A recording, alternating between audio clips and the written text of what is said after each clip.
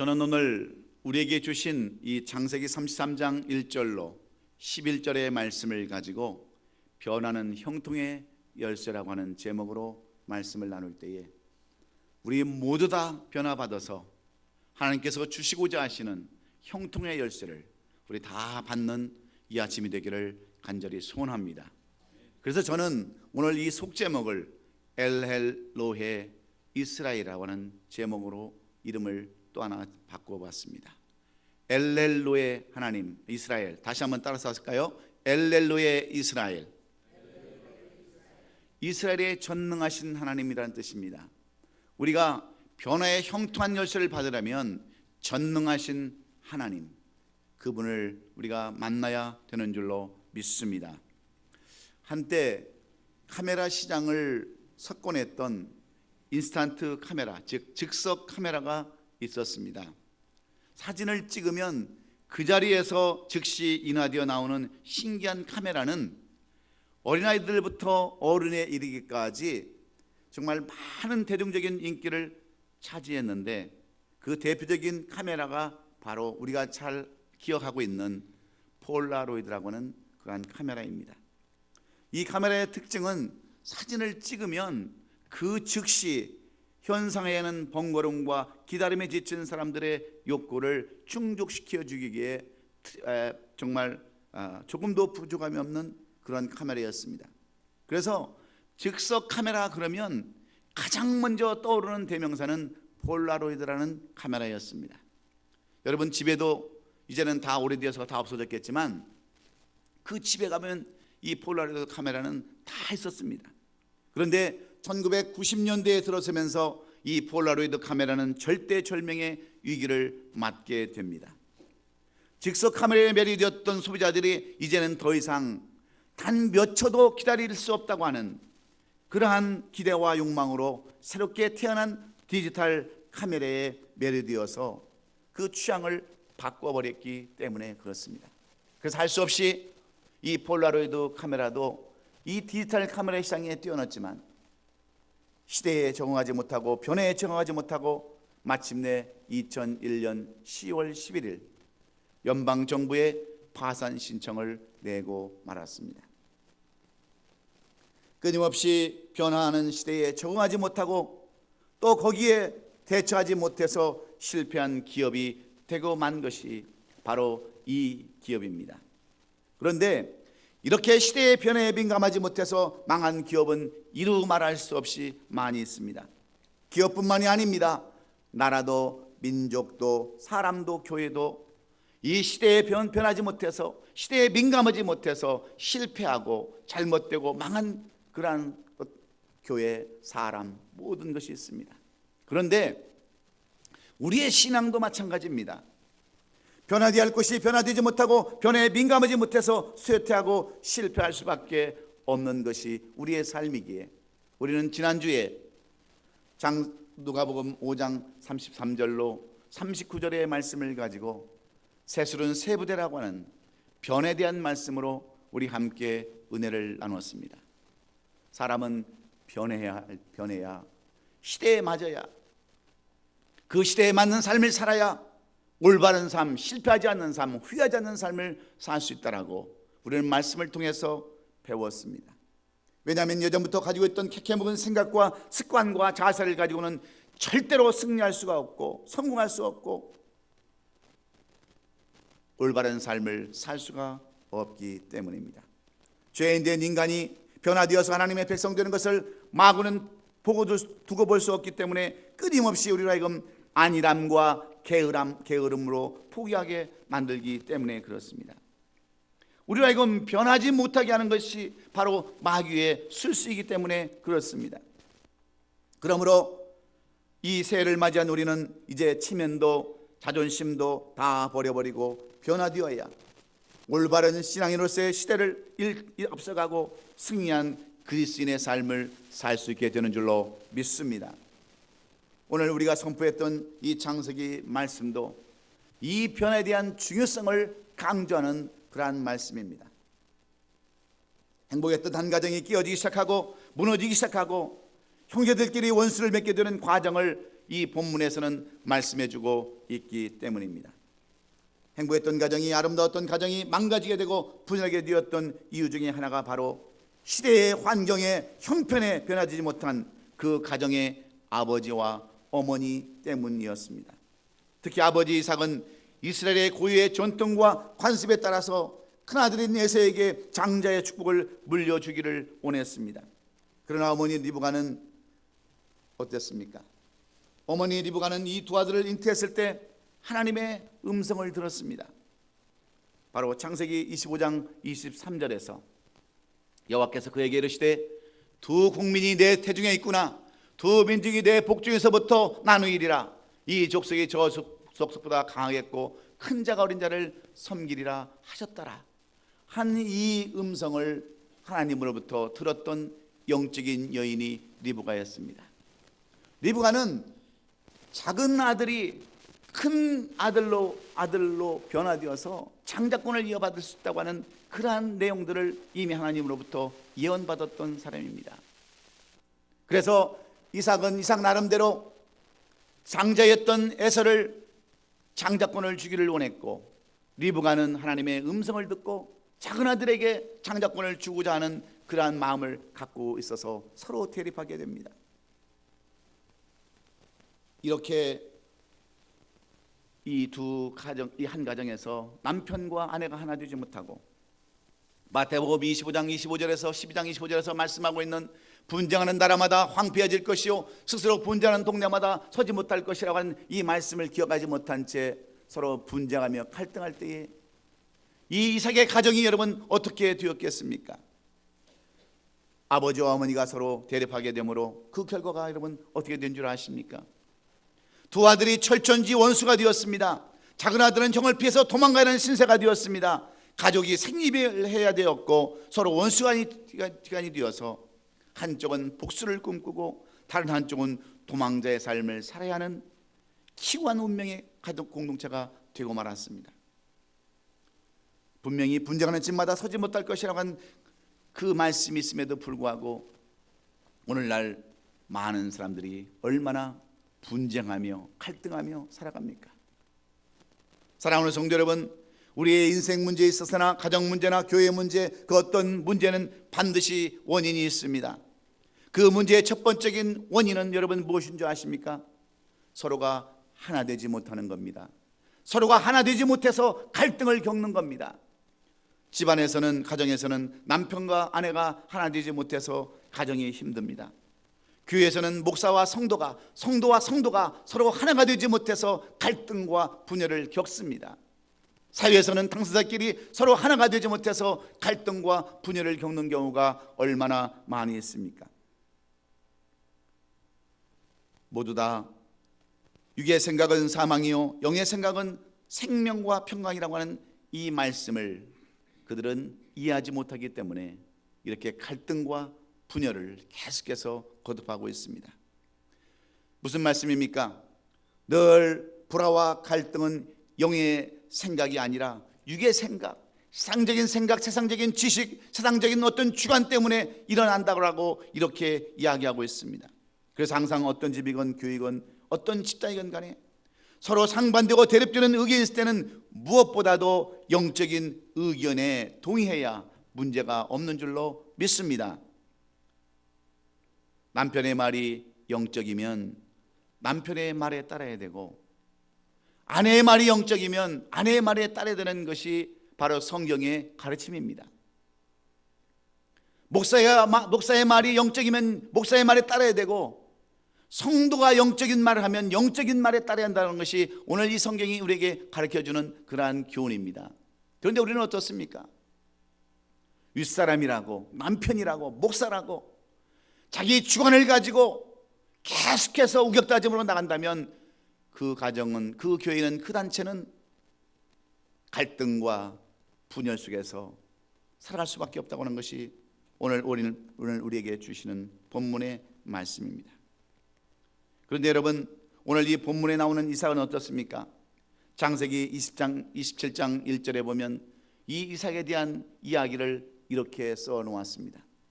이삭이 나이가 많아 눈이 어두워 잘 보지 못하더니 여러분, 이제는 나이가 많고 기력이 약해져서 사리를 분별할 줄 모르는 형편에 이르렀다라고 이 이삭에 대해서 성경은 이렇게 말하고 있습니다. 그런데 이삭은 어떻습니까? 이스라엘의 관습대로, 이스라엘의 풍습대로 큰 아들에게 기업을 물려주려고 에서를 불러 축복의 자리를 마련합니다. 그리고 리브가는 리브가대로 작은 아들에게 장자인 축복을 주려고 하다 보니까 그 가정이 하루아침에 어려움을 당하게 됩니다. 그래서 이 가정이 뿔뿔이 흩어지는 이산 가족의 아픔을 경험하고 있다고 하는 것이 오늘 이 본문의 배경입니다. 그런데 오늘 이 본문의 33장에 와서는 또 다른 사건을 우리에게 말씀해 주고 있습니다. 20년 동안이나 철천지 원수같이 지냈던 형 에사와 야곱이 이 33장에 와서는 오늘 본문에 기록된 것처럼 서로 얼싸안고 목을 어긋맞으며 정말 그 20년 동안 헤어졌던 형제정을 새로 나누는 그러한 모습들, 해피엔딩의 모습을 오늘 우리에게 고스란히 보여주고 있습니다. 여러분 한번 생각해 보세요. 우리는 헤어졌다가 만나는 그러한 형제를 보면서도 얼마나 반갑습니까? 그런데 20년 동안이나 헤어졌던 형과 아우가 만났을 때 여러분 얼마나 그 만남이 정말 아름다운 만남이 해야 되겠습니까? 그런데 오늘 이 만남은 여러분 껄끄러운 만남이었어요. 형은 지금까지 칼을 갈고 이를 갈면서 동생을 죽이겠다라고 기다렸던 그러한 만남이었습니다. 그런데 오늘 이 본문의 야곱은 이런 형의 마음을 다 풀어버리고 다시 형통한 삶을 살았다고 하는 이 해피엔딩의 스토리를 통해서 오늘 우리는 무엇을 배워야 할까요? 그것은 바로 변화입니다. 한 사람이 변화되어서 형의 마음을 바꾸고 형통한 삶을 살았다고 한다면 여러분 우리는 변화되어야 되지 않겠습니까? 그래서 성경의 말씀 로마서 5장 17절은 우리에게 이런 말씀을 교훈합니다. 한 사람의 범죄로 말미암아 사망이 그 한 사람을 통하여 왕노릇하였은즉 더욱 은혜와 의의 선물을 넘치게 받는 자들은 한 분 예수 그리스도를 통하여 생명 안에서 왕노릇하리로다. 여러분 무슨 말씀입니까? 한 사람의 아담 때문에 죄가 들어왔지만 한 사람 예수 때문에 이 죄 문제가 해결되었다고 하는 그런 말씀입니다. 한 사람의 영향력 때문에 죄가 되었다고 한다면 한 사람의 영향력 때문에 의인이 되었기에 한 사람의 영향력이 얼마나 큰가를 우리에게 말씀해 주고 있습니다. 사랑하는 성도 여러분, 여러분의 가정은 어떻습니까? 여러분이 속해 있는 직장과 사업과 교회 공동체는 어떻습니까? 가정이 어렵고 직장이 힘들고 교회가 갈등 가운데 있는 것은 많은 사람들 때문에 그렇지 않습니다. 단 몇 사람, 아니 오직 한 사람 때문에 이런 갈등과 분열이 오고 또 힘들어질 수밖에 없습니다.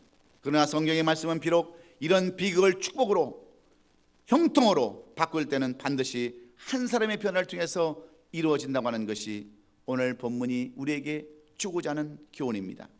그러므로 오늘 이 자리에 계시는 여러분들이 얼마나 중요한 한 사람 한 사람인가를 우리는 깨달아야 합니다.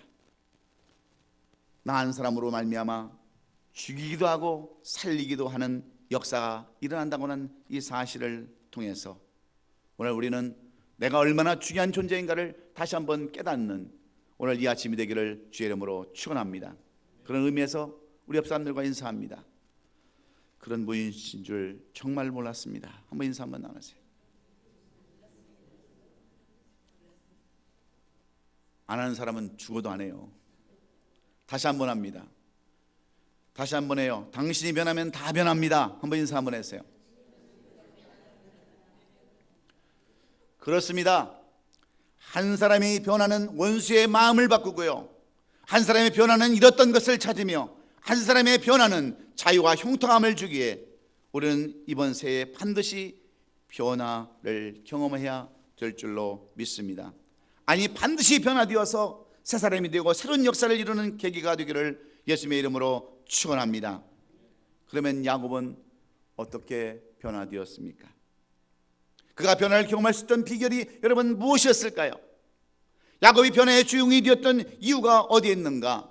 그가 마지막 이제 형과의 만남 이후에 제단을 쌓으며 엘렐로헤 이스라엘이라고 고백했을 수 있었던 그 비결, 형통의 열쇠를 그는 쥐을 수 있었던 비결이 과연 어디에 있었을까요?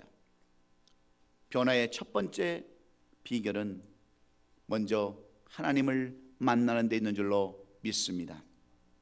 만남의 체험이 있어야, 하나님과의 만남이 있어야 변화될 수 있다고 하는 여러분, 이 진리를 오늘 분명히 깨달으시기를 주의 이름으로 축원합니다. 오늘 본문에 보면 에사와 야곱의 만남이 기록되어져 있는데, 에사와 야곱은 한 형제로서, 그리고 어머니 뱃속에서부터 쌍둥이 형제로서의 만남이 시작된 첫 번째 만남이 있었습니다. 그리고 그 만남은 잘못된 만남이 되어서 20년 만에 또다시 만나는 두 번째 만남을 오늘 이 본문에서 볼 수 있습니다. 이 만남은 기쁘고 즐거운 만남이 아니라 잘못하면 서로 피를 흘려야 하는 비극적인 만남입니다. 20년 전 장자의 축복을 빼앗겼던 형 에사가 400명의 군사를 이끌고 야곱을 향하여 오는 이 만남은 형제지간의 만남이 아니라 한바탕 살육의 피의 흘림이 일어날 수밖에 없는 원수지간의 만남입니다. 이런 만남을 눈앞에 두고 야곱이 어떻게 합니까? 먼저 아폭강가에서 엎드려서 하나님과의 만남을 시도하지 않습니까? 야곱은 일생을 통하여 하나님과 두 번의 만남을 갖게 되는데, 첫 번째 만남은 20여 년 전 형 에서를 피해서 도망 나올 때 루스라는 곳 베델에서 만난 첫 번째 하나님과의 만남이 있었습니다. 그때 만난 하나님은 꿈 가운데서, 환상 가운데서 희미하게 만난 그런 하나님이었습니다. 사다리를 오르락내리락 하는 가운데서 천사의 모습을 보고 하나님의 음성을 들었습니다. 음성 가운데 그는 하나님을 만나고 그는 하나님 앞에 구했습니다. 물질을 구했습니다. 그 다음에 안전을 구했습니다. 건강을 구했습니다. 그리고 20년이 지난 뒤에 이 아폭강가에서 만난 하나님은 환상 속에서 만난 그런 하나님이 아니라, 음성만 들려주는 하나님이 아니라 눈으로 확인하고 만져보는, 겪어본 그런 하나님이었습니다. 그런데 20년이 지난 뒤에 이 야곱의 기도를 들었던 하나님은 야곱에게 은혜를 베풀어 주시고 성령을 부어주셨으며 이스라엘로 변하게 해주심으로 이후에 만난 형 에서는 더 이상 원수가 아니라 고마운 형이요 축복을 안겨주는, 그리고 기쁨을 주는 형으로 바뀌게 되었다고 하는 것이 오늘 이 말씀의 줄거리입니다. 사랑하는 성도 여러분, 이 성경의 이야기는 누가 꾸며낸 이야기가 아닙니다. 우리가 많이 들었던 전설 따라 삼천리처럼 내려오는 그러한 우화도 아닙니다. 누가 쓴 소설도 아닙니다. 바로 저와 여러분의 이야기고 나에게 주시는 직접적인 그러한 이야기입니다. 왜냐하면 우리도 신앙생활을 통하여 하나님을 두 번 만남을 갖기 때문에 그렇습니다. 바로 베델에서 만난 첫 번째 하나님과 아폭강가에서 만난 두 번째 그러한 만남이 우리 가운데도 늘 주어지기 때문에 그렇습니다. 베델에서 만난 하나님은 꿈속에서 환상 가운데서 희미하게 막연히 천사를 보는 그러한 만남 가운데 있어도 되고 없어도 되는 그러한 하나님이었습니다. 건강이나 주고 물질이나 주고 어려우면 보호해주는 하나님, 확실하게 체험해보지도 않은 하나님, 지식적으로 의지하고 20년 동안 살았던 그러한 야곱과 조금도 다를 바 없는 그런 하나님을 우리도 경험해봤기 때문입니다. 신앙과 믿음이 최우선이 되어야 한다고 하면서도, 먼저 그의 나라와 그의 의를 구해야 한다고 하고 하면서도 상식적으로 지식적으로 알아서 지금도 베델에 머물고 있는 신앙인의 모습이 바로 저와 여러분의 모습이기 때문에 그렇습니다. 그래서 우리의 믿음은 땅에 머물고 세상에 머물 수밖에 없을 때 형에서는 군사를 키우고 그날을 기다리며 찾아옵니다. 그러나 아폭강가에서 하나님과 진실한 만남이 있었기에 분열의 아침을 맞은 영적 체험을 하게 되었고, 에서의 마음도 바꾸어 주셔서 4절에 기록된 말씀처럼 에서가 달려와서 그를 맞이하고 목을 안고 어근 맞추고 그의 입 맞추고 서로 울었다라고, 이렇게 성경은 형통의 복을 누렸던 야곱의 삶에 대해서 우리에게 말씀해 주고 있습니다. 사랑하는 성도 여러분, 여러분도 형통하기를 원하십니까? 지난 1년 동안의 삶을 우리가 되돌아보면서 물질에서 형통받기를 원하십니까? 건강에서 형통받기를 원하십니까? 인간관계에서 형통받기를 여러분 원하십니까? 그렇다면 가장 중요한 문제는 변화를 받아야 되는 겁니다. 요한복음 1장 14절에서 말씀이 육신이 되어 우리 가운데 거하심에 우리가 그의 영광을 보니 아버지 독생자의 영광이요 그 은혜와 진리가 충만하더라. 여러분 말씀합니다. 여러분 말씀 속에 거하시는 하나님의 영광, 예수 그리스도의 영광을 보니까 우리가 진리와 은혜 가운데서 충만하더라. 하나님의 영광과 예수 그리스도의 영광만이 우리를 진리 가운데 은혜 가운데 인도할 수 있다라고 하는 그 말씀과 무엇이 다를 바가 있겠습니까? 그래서 우리가 하나님을 만나야 되는 겁니다. 어디에서 하나님을 만납니까? 하나님을 찾으러 가야 됩니까? 말씀 속에서 우리가 하나님을 만나야 되는 줄로 믿습니다. 말씀 속에서 거하시는 하나님의 영광, 하나님을 우리가 만나야만 우리가 변화될 수 있습니다.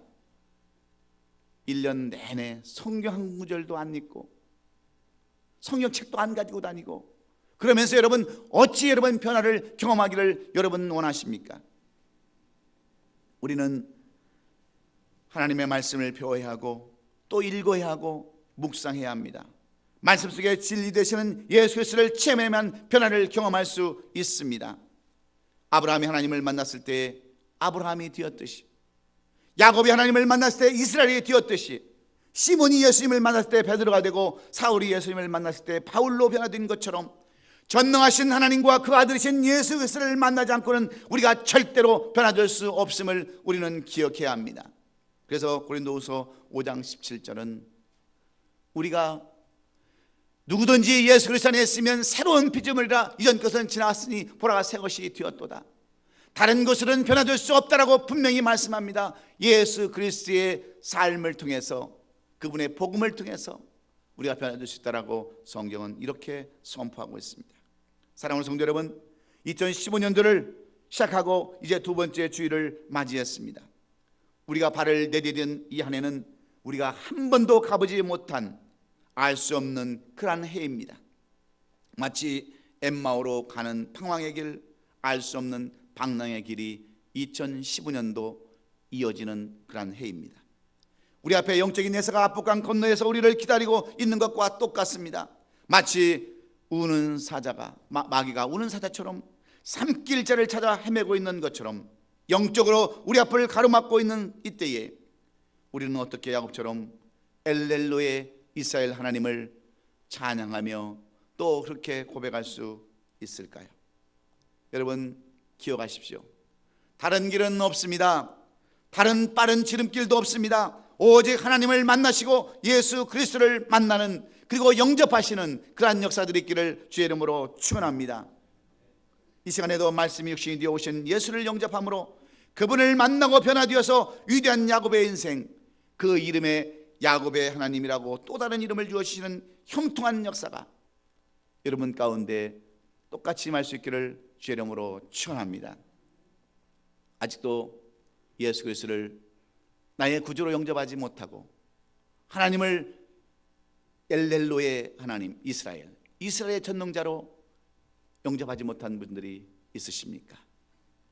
하나님 없이 예수 그리스도 없이 어떻게 우리가 여러분 변화될 수 있습니까? 말씀 속에서 진리 속에서 예수 그리스도를 영접하고 그분을 만나는 저와 여러분 될 수 있기를 주의 이름으로 축원합니다.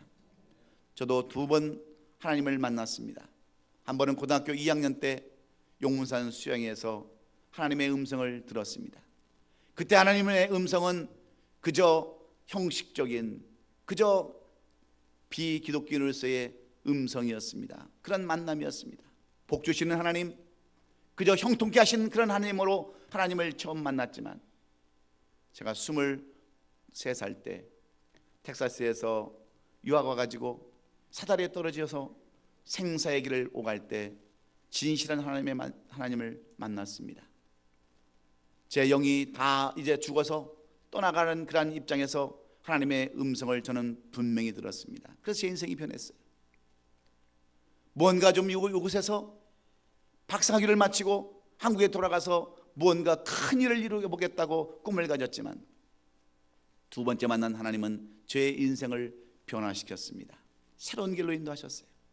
여러분 오늘 첫 번째 만남보다도 두 번째 하나님을 만남으로 말미암아 오늘 야곱처럼 변화되는 놀라운 역사들이 있기를 주의 이름으로 축원합니다.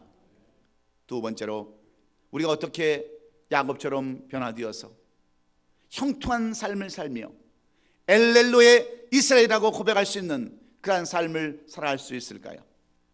두 번째는 약속의 말씀을 붙잡고 기도해야 한다라고 말씀합니다. 기도가 변화의 시작임을 우리에게 분명히 약속하고 있습니다. 야곱이 약복강가에서 홀로 남아 기도할 때 하나님은 하나님의 사자를 보내고 야곱과 씨름하게 하셨다라고 오늘 본문은 그렇게 말씀합니다. 여러분, 씨름이 무엇입니까? 씨름은 곧 레슬링과 똑같은 것입니다.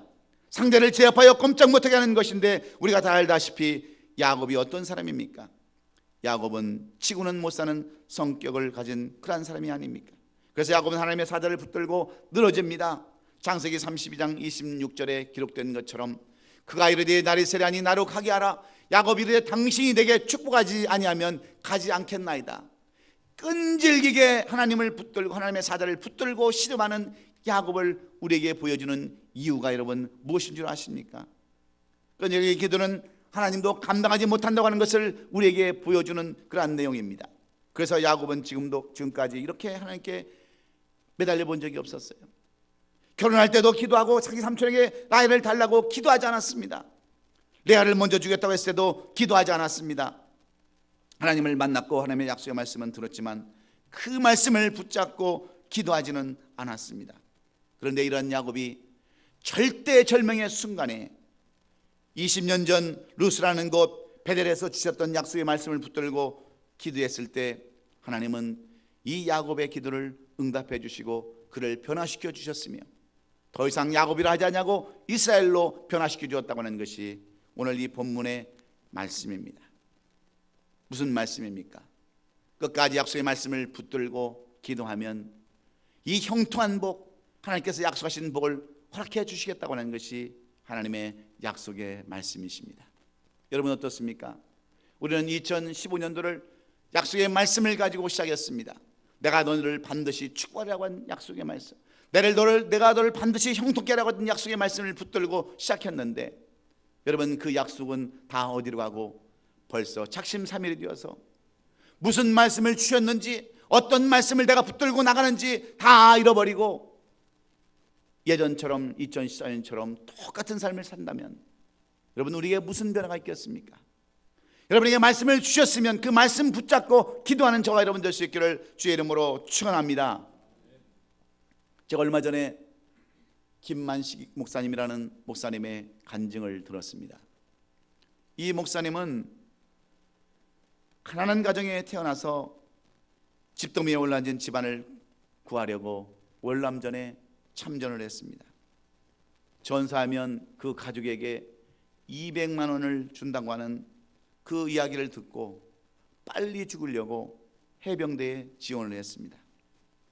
6개월 동안 혹독한 훈련을 끝내고 전쟁터로 가면서 그는 세 가지로 하나님 앞에 기도했습니다. 주님, 제가 전사를 한다 할지라도 천국만은 가게 해주세요. 그것이 첫 번째 기도였습니다. 두 번째는 이 어려운 우리 집안을 다시 한번 새롭게 해주시고 우리 집안을 좀 일으켜 주세요 하고 그는 기도하고, 세 번째, 살아서 돌아오면 하나님, 내가 가난하고 어려운 사람들을 돌보고 복음을 전하는 전도자가 되게 달라고 이 세 가지 제목을 놓고 기도했습니다. 그는 월남전에 싸우면서 그 휘발유통이 터져가지고 옆에 있는 전우 15명이 새카맣게 다 죽는 것을 보면서도 그는 하나님의 보호하심으로 그는 안전했습니다. 무사했습니다. 군복무 13개월 동안 그는 아무 탈이 없었습니다. 그의 집안도 보내주는 돈으로 어느 정도 가세를 회복하게 되었고, 그가 1984년도 미국으로 건너가서 저 뉴욕에서 밑바닥부터 일을 시작했습니다. 제일 먼저 뭘 시작했냐면 자동차 정비소에 가서 정비용으로 일을 시작했어요. 그러면서 열심히 돈을 모았습니다. 야곱처럼 열심히 살았습니다. 그런데 어느 날 하나님의 음성이 들려옵니다. 내가 너에게 네 기도한 대로 다 응답해 줬는데 너는 왜 기도한 걸 안 지키느냐고 하나님의 음성을 들었습니다. 이제 먹고 살만하게 해주고 네가 원하는 대로 다 해줬는데 왜 마지막 세 번째 네가 기도한 것은 왜 안 지키느냐는 하나님의 음성을 듣고 그는 모든 것을 다 내려놓았습니다. 그리고 신학교에 갔어요. 그리고 졸업을 한 다음에 중국에 가서 사역을 시작하는데 그가 제일 처음에 한 것은 중국에 있는 엠변의대 중의학과 신입생으로 들어가서 이제 한의사의 길을 걷기 시작합니다. 그의 나이가 그때 48세였어요. 이미 50을 바라보는 나이였습니다. 그러면서 전도를 하고 선교를 시작하는데 많은 사람들이 돈이 없어서 죽어갑니다. 옛날 말도 여러분 중국이 얼마나 힘든 곳이었습니까? 그래서 이 선교사님이 기도합니다. 하나님 이곳에 정말 병원 하나만 차릴 수 있게 하나님 저에게 돈을 좀 주세요. 그러면서 타국 외지에서 병원을 차리는 것이 얼마나 힘들겠어요. 때로는 한국에 나가서 보따리 장사를 할 때 창사꾼이라는 소리도 들었습니다. 사기꾼이라는 소리도 들었습니다. 그러나 그는 끈질기게 기도하면서 하나님의 응답을 기다림으로 말미암아서 그는 지금 중국에서 많은 TV 방송과 신문에서 이 선교사님이 얼마나 훌륭한 일을 하고 있는가를 지금 증거하고 있습니다. 병원이 들어서는 마을마다 복음이 퍼져나갔습니다. 그리고 많은 사람들을 옳은 대로 인도하는 선교사님으로 쓰임받다고 하는 간증을 들으면서 여러분 기도가 얼마나 중요한가를 우리는 다시 한번 깨달아야 됩니다. 여러분 변화되기를 원하십니까? 기도하십시오. 하나님께 나가서 간구하십시오. 야곱처럼 전적으로 찾고 찾으면 사자를 보내주시고 기도를 통하여 만나게 해주시는 줄로 믿습니다. 우리가 분명히 기억할 것은 기도를 해야 된다는 거예요. 하나님 앞에 부르짖어야 된다는 겁니다. 너희가 나를 찾고 찾으면 만나라고 하신 그 하나님, 여러분 기도로 간구하고 시작하는 2015년 되기를 주의 이름으로 축원합니다. 마지막으로 오늘 이 야곱이 이렇게 변화되어서 아폭강가를 건너고 다시 하나님 앞에 제단을 쌓으며 엘렐로헤 이스라엘이라고 고백할 수 있었던, 나는 형통한 사람이라고, 나는 변화된 사람이라고 고백할 수 있었던 세 번째 비결은 여러분 어디에 있을까요? 그는 자신의 것을 다 내려놓는 삶을 살았기 때문입니다. 결단의 자리까지 나아간 야곱을 우리에게 소개해주고 있습니다. 결심으로 나가고 작심하고 나가는 이 야곱을 우리에게 보여주고 있습니다. 야곱이 이스라엘로 변할 수 있던 또 하나의 이유는 하나님을 전적으로 의지하고 맡긴 것이었습니다. 내 방법이 아닌, 내 지식이 아닌, 내 능력이 아닌 모든 것을 다 내려놓고 하나님만 바라보며 나갔던 이 야곱을 우리가 살펴볼 수 있습니다. 그가 20년 밧단 아람 생활을 마치고 고향으로 돌아올 때 그는 많은 것을 소유하고 있었습니다. 4명의 아내와 수많은 자식들과 종, 그리고 많은 짐승들과 재물을 얻었습니다. 이 많은 식구들과 재산과 종들은 그가 밤낮을 가리지 아니하고 잠을 줄여가면서 피땀 흘려서 모은 재산이었습니다. 낮에는 더위를 무릅쓰고 밤에는 추위를 무릅쓰면서 오직 일만 해서 모은, 악착같이 모은 그러한 재산들과 가족들이었습니다. 그런데 그가 하나님을 만나고 기도를 통하여 변화된 후에는 자신의 방법을 내려놓습니다. 모든 것을 다 내려놓습니다. 오늘 본문에 보면 굳이 받지 않겠다고 하는 그 모든 재물을 그의 형 에서에게 안겨줍니다. 강권에서 주었다고 그랬습니다. 할 수 없이 에서는 이것을 받았다라고 오늘 본문은 이야기하고 있습니다.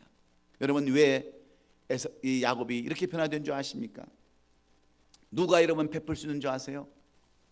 내려놓는 사람입니다. 내 것이라고 고집하지 않고 다 하나님으로부터 온 것이라고 여러분 모든 것을 내려놓는 사람만이 여러분 넓은 마음으로 변화되어서 나눠줄 수 있는 겁니다. 여러분 남에게 물려줄 수 있는 거예요. 야곱이 변화되었던 것은 자신의 것을 다 내려놓는 그런 삶을 살았기 때문임을 우리는 알아야 합니다. 야곱은 비로소 변화를 통하여 무엇이 중요한가를 깨달았기 때문에 그렇습니다. 그가 변화되기 전에는 수의 집착을 얼마나 많이 가졌었습니까? 형의 장작관도 속여서 뺏었던 사람이 야곱입니다. 라반의 삼촌집에서는 물불 안 가리고 재산을 모았습니다. 그런데 아폭강가에 이르러서 형의 에서를 만났을 때는 그 형에게 아낌없이 주기를 원했습니다. 그것은 그가 형 에서를 만나기 전 이미 변화를 경험했기 때문인 줄로 믿습니다. 그 길이 내려놓는 길이 형통한 길이요 지름길이며 열쇠라는 것을 이 야곱은 알았기 때문에 그렇습니다. 그래서 그는 무릎을 꿇고 하나님 앞에 엎드리며 낮아집니다. 이미 자기가 결단한 것, 이미 자기가 한번 소원한 것, 원칙을 고수해야, 원칙을 지켜야 끝까지 변화될 수 있는 삶을 산다고 하는 것이 야곱이 우리에게 주시는 교훈의 말씀입니다. 1965년 서부 네브라스카주의 소도시인 오하마에 35살 난 젊은 투자가가 하나 있었습니다. 이 사람은 사업을 시작할 때에 두 가지 원칙을 가지고 시작했습니다. 하나는 절대로 돈을 잃지 않는다.